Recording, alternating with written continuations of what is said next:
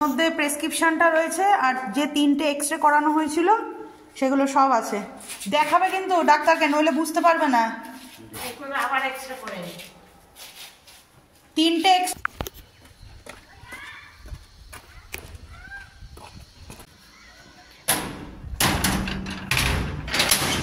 যা ঠান্ডা পড়েছে না, মানে সকালবেলাতে যত ভাবি যে সকাল সকাল স্নানটা করে নেব, কিন্তু হয়ই না। যাই হোক, hello everyone, good morning, welcome back to my channel. তো এখন ঘড়িতে ওই 11:10-15 বাজে। মা গেল আজকে চেক আপ করতে উখড়াতে। একটা ফিজিওথেরাপিস্ট ডক্টরের সন্ধান পেয়েছে মিস্টার দাস। তো মার হাতটা না সেটিংয়ের একটু প্রবলেম হয়েছে, তো ওইটা নিয়ে একটু সমস্যা ভুগছে কয়েকদিন যাবৎ। তো ওইটাই চেক আপ করাতে গেল এখন। আর আমার মোটামুটি রান্নাবান্না কমপ্লিট, কিন্তু ঘরের কাজ কিচ্ছু হয়নি। এত ঠান্ডার মধ্যে না সকালবেলা উঠে জল ঘাটতে ইচ্ছা করে না। আজকেও সেম একই হয়েছে। আর আজকে প্রচুর কাছাকাছি করব। আমার ওপরের বিছানার চাদর পাদর সমস্ত কিছু ছাদে ফেলে এসেছি, ওগুলো কাছাকাছি করব, ঘর মুছবো, স্নান করব, পুজো দেব, তারপরে আমার কাজে শেষ হবে। তো ঝটপট করে নিই। ভিডিওর দিকে কনসেন্ট্রেট করলে আমার ওই কাজ হয় না, এটাই একটা সমস্যা। 1 কাপ চা খাবো, ঠান্ডা লাগছে। কি বলবো, মিস্টার দাসকে বাজার থেকে নারকেল আনতে বলেছিলাম। মিস্টার দাস নারকেল নিয়ে এসছে। নারকেলটা পুরো পচা ভেতরটা, মানে এই যে দেখুন, আর এই যে জলের ছিঁড়ি। তো এখন ওকে ফোন করলাম, ও আসছে। মাকে ডাক্তার দেখিয়ে তারপরে আবার আসবে, এসে এটা নিয়ে যাবে। যদি পাল্টানোর হয়তো ভালো, নইলে 50 টাকা গেল। মানে এই নারকেলটার দাম নিয়েছে 50 টাকা।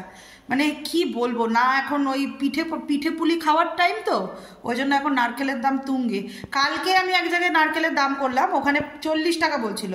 তো আমি নিলাম না, তার কারণ হচ্ছে বাজারে সকালবেলাতে আর একটু কমে পাবো। ওই অতি লোভে তাঁতি ডোবে, আমার অবস্থাও ঠিক তাই হয়েছে। বেশি লোভ করতে গেলাম, এখন 50 টাকা খসিয়ে এসছে। এখন পচা নারকেল নিয়ে এসছে। এখন নারকেলটা না পাল্টালে তো মানে পুরো টাকাটাই গেল। কি হবে জানি না। Good evening everyone. তো দুপুরের পর থেকে আর কোনো ব্লগই বানাইনি, কারণ প্রচুর কাছাকাছি ছিল। ওগুলো করতে করতে অনেকটাই বেলা হয়ে গেছিলো, আর ভালোও লাগছিল না, সেই জন্য আর কি। তো আজকে বিকেলে অলির যোগা ছিল। যোগা শেষ করে আমরা একটা প্ল্যান করেইছিলাম দুপুরবেলাতে আর কি, আমরা একটু কফি খেতে যাব। তো আমাদের অন্ডালে সেরকম কোনো ক্যাফে নেই, কিন্তু আমি ওই কৌশিকের কাছ থেকেই জানলাম অন্ডাল মোড় থেকে একটু এগিয়ে গিয়ে একটা নাকি ক্যাফে আছে। তো ওইখানেই এসছি আমি এই প্রথমবার। ওরা এর আগে 2-3 বার এসছে। তো আমাদের একটুখানি বসার ইচ্ছে ছিল, তাই গাড়ির তেল পুড়িয়ে ঠান্ডার মধ্যে হাওয়া খেতে খেতেই আমরা এসছি এই গরম গরম কফি খেতে ক্যাফেতে।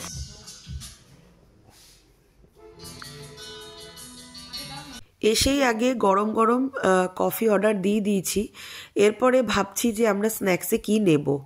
আর এখানে খুব জোরে জোরে মিউজিক চলছিল, তো সেই জন্য আর এখানে ভয়েস ক্লিপই অ্যাড করতে হয়েছে। আমি কথা বলেছিলাম, কিন্তু সেটা আর দিতে পারলাম না। মেনু কার্ডের দাম কিন্তু বেশ ভালো, মানে যতটা হওয়ার দরকার তার থেকে 50-20 টাকা বেশি। হ্যাঁ, এই হচ্ছে ব্যাপার। আর অনেক কিছু ছিল স্ন্যাক্সে, তার মধ্যে থেকেই বেছে বেছে কয়েকটা অর্ডার দিয়েছি, কারণ ইদানিং না খুব উল্টোপাল্টা খাওয়া হচ্ছে। এবার শীতকাল এলে পারেই এটা হয় আমার সাথে আর কি। আর সত্যি বলতে না, আমি আজকে ওয়েট করিয়েছি, 2 কিলো বেড়ে গেছি জানেন। এত মনটা কষ্ট হচ্ছে যে আমি কি কষ্টে কমিয়েছিলাম পুজোতে, আর এই শীত মানে পুজোর পর থেকে যে সেই যে খাওয়া শুরু হয়েছে, এখনো পর্যন্ত আমি খেয়ে যাচ্ছি। জানি না আমি কবে কন্ট্রোল করতে পারবো। তো এটা ইমিডিয়েট কন্ট্রোল করতে হবে। তো সেই জন্য আমি আজকে পণ নিয়েছি যে আমি এখানে আজকে বেশি কিছু খাবো না। তো এই পণটা কতক্ষণ থাকে সেটাই হচ্ছে দেখার।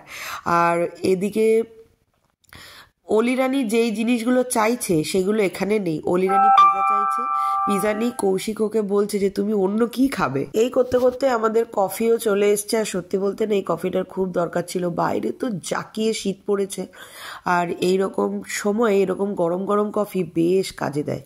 কফির সাথেই অর্ডার করা হয়েছিল ফ্রেঞ্চ ফ্রাইগুলো কিন্তু বেশ টেস্টি ছিল।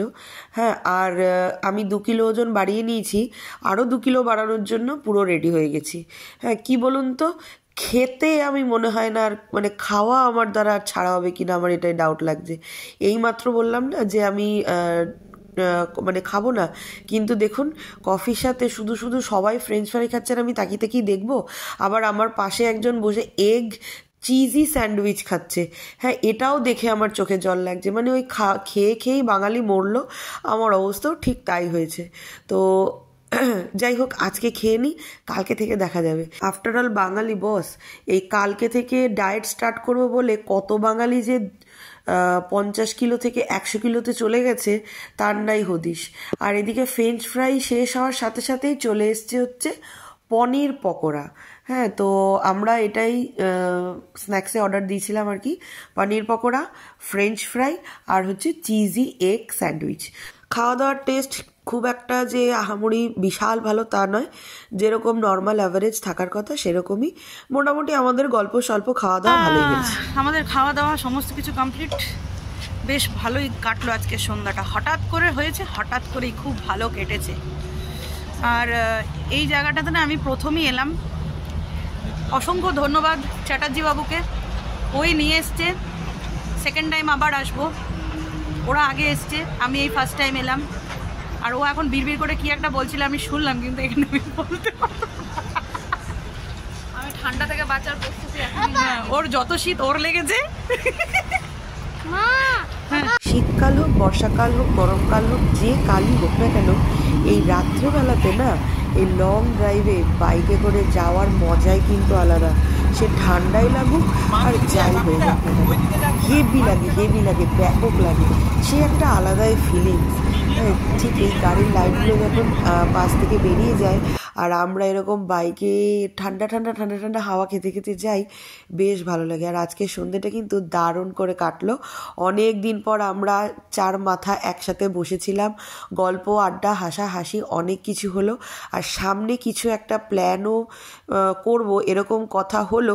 এখন জানি না, আমাদের প্ল্যান তো এই হয় আবার এই হয় না আর কি, মানে যতক্ষণ অবধি না হয় ততক্ষণ অবধি কিছুই বলা যায় না। তো আজকের জন্য টাটা, দেখা হবে কালকের একটা ব্লগে। তো ততক্ষণের জন্য সবাই ভালো থাকবেন, সুস্থ থাকবেন, সবাইকে ভালো রাখবেন।